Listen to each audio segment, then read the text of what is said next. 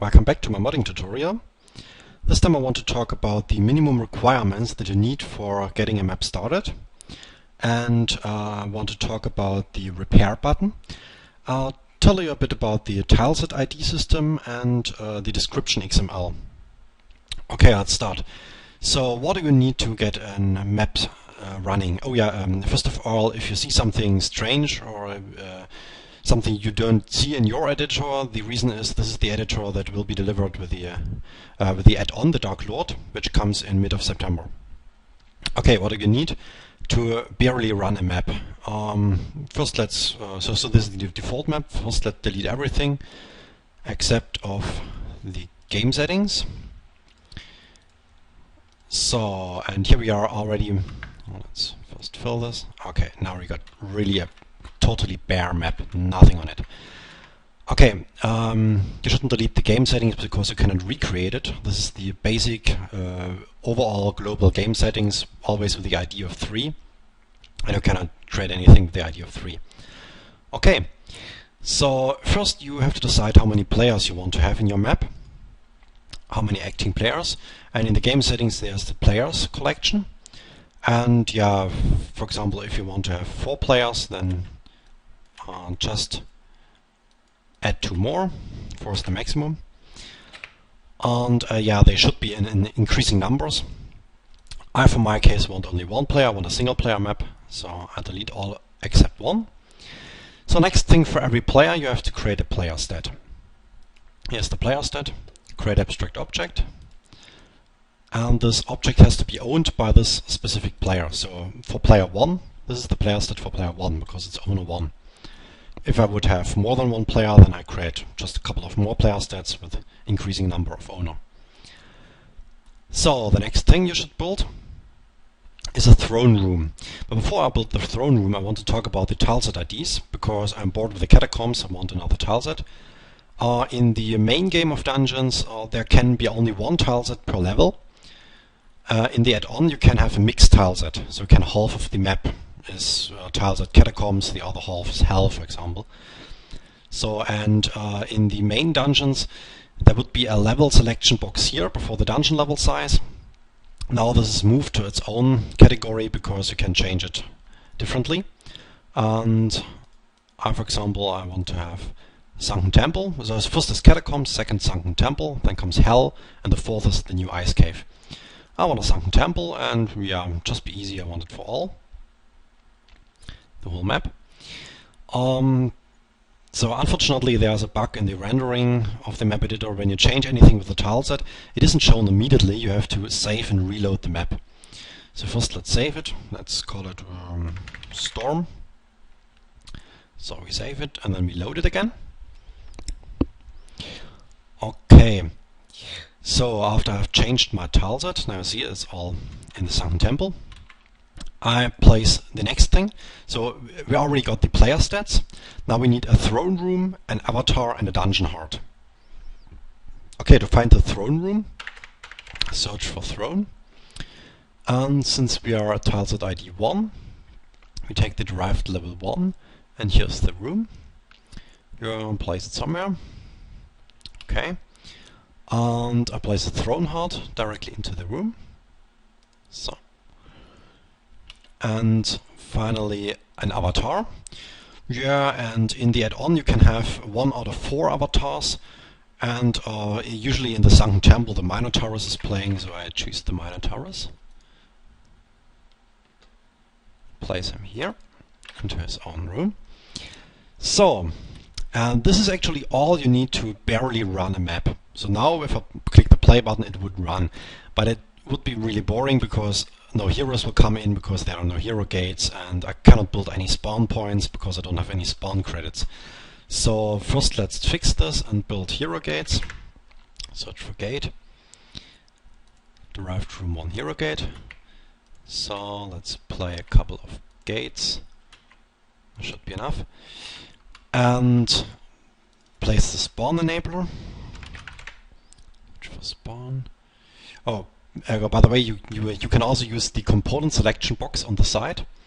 Just click here and then you can choose a component. For example, the spawn enabler, or this one. These are the monster layers, also called layers in the game. So the level 1 here, for example, a frog and a jaguar.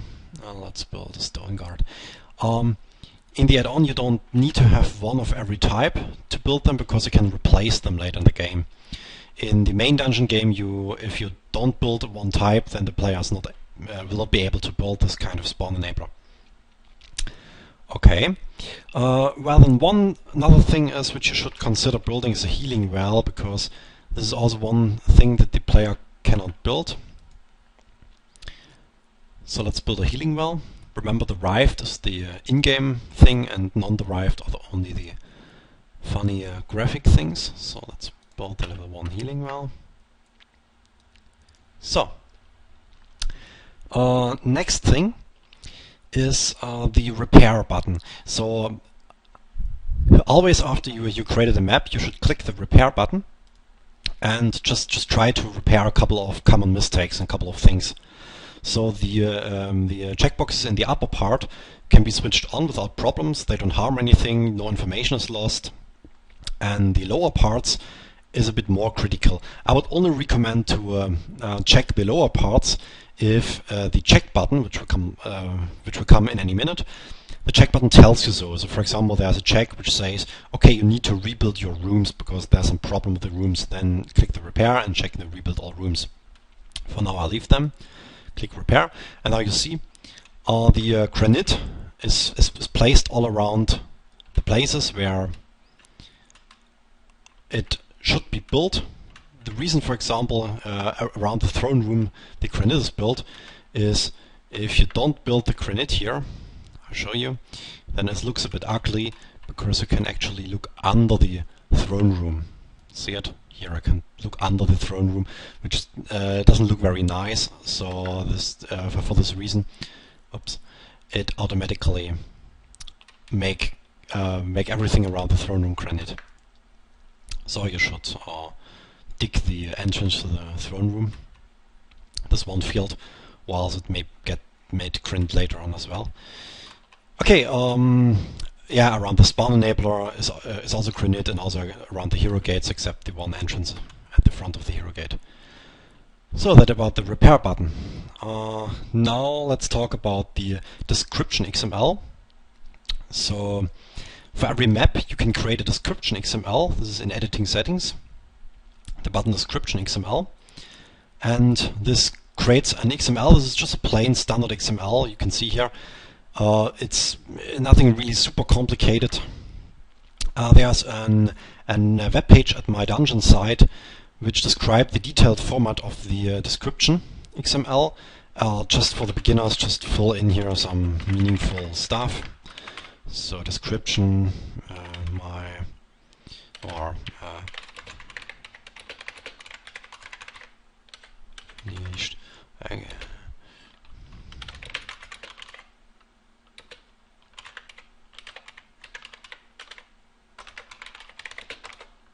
so some super silly description, whatever the map type, which is sandbox, is custom wasn't necessary actually. So the player slots is the number of players. Since I deleted the one player, it's only one. And the tileset player ID. This should match the tileset for every player that you choose.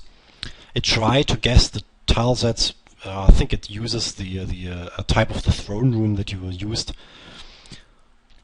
So maybe in a later episode I will cover how to create a multiplayer map which can be arbitrary tiled. So in the add-on you can let the player choose the tileset he wants to use in this game, and then in a feature called rebasing, so the complete tileset will be switched with a different one.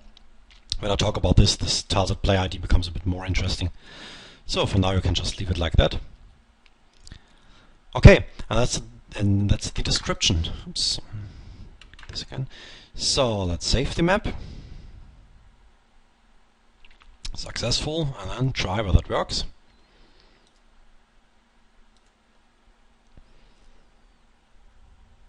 Yeah, I have the German version of Dungeons.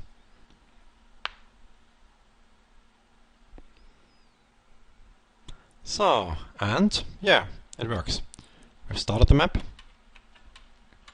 There are the hero gates. I could now start playing.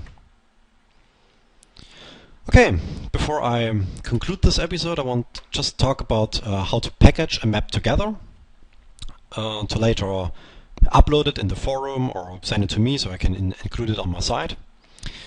So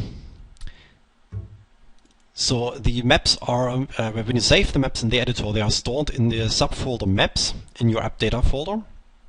And what you have to create is a zip file out of the whole map folder with the maps in it you like to add.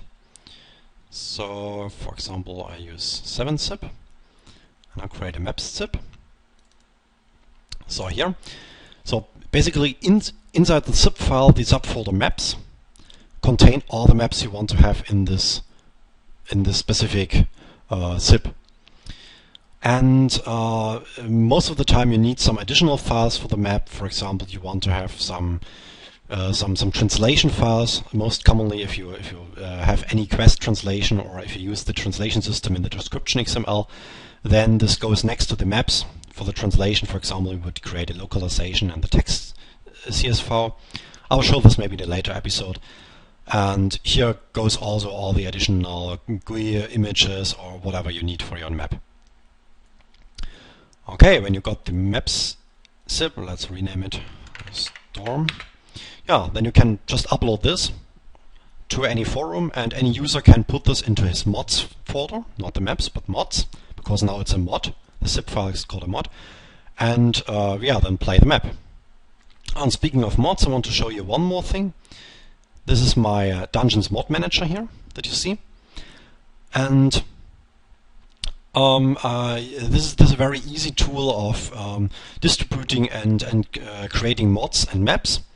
And I plan to enhance it a bit for the add-on when the add-on is released to be able to sort for mods and maps, so to differentiate a bit. So at the moment it is just put together. If you have any website where you host a couple of mods or maps, then tell me and then I'll try to add it to this list.